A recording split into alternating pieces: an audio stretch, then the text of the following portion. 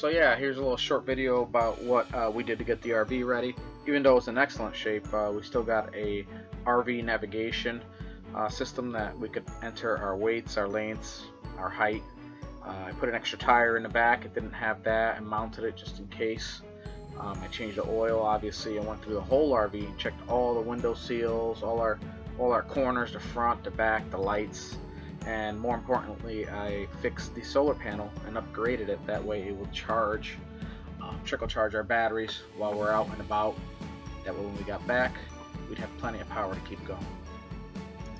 One of the things we did, and we had to put a lot of thought into, was you're going to have 7 people on this RV in our trip. And we installed these fold down cup holders. Stores away. Once you do that, you can go ahead and open your bed. When you're in a couch position, these things are pretty nifty. You can set your drink in there. That way when you're on the road, and they're sitting on a couch here, they can enjoy themselves. They have to put their drink somewhere, they can put it down, and nobody has to worry about your drink falling off. So when getting ready to leave, or prepping to go out west on our epic 2-week trip, we picked up some fans. I was so worried about the kids being hot and uncomfortable. Nobody wants to be on a long trip, and be uncomfortable. So I picked up these fans. Some worked, some didn't, but we had them on hand. This one was a battery powered one that we had for camping. Actually worked out really good. It's very lightweight. It moves. You can pretty much set it anywhere.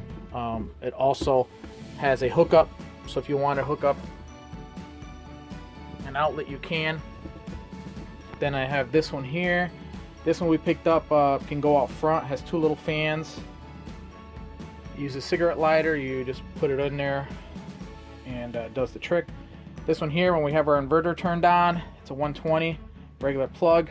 Just take this sucker, plug it right in, and that one works really nice. So these 3 fans really helped out. The biggest thing we did in talking with fan and circulation was replacing that solar panel, because it helped us run this vent. So basically what we did during the day is we turned the vent on, and it circulated the air in the RV, so when we got back it wasn't very hot in here. And that's the fantastic vent. That thing is super cool. When you turn it on, you set it at the temperature and it circulates the air. Also, it'll automatically shut if it rains. The other nice option is it's got a in or out, so you can blow the air in or blow the air out of the RV depending on what you need and where you are.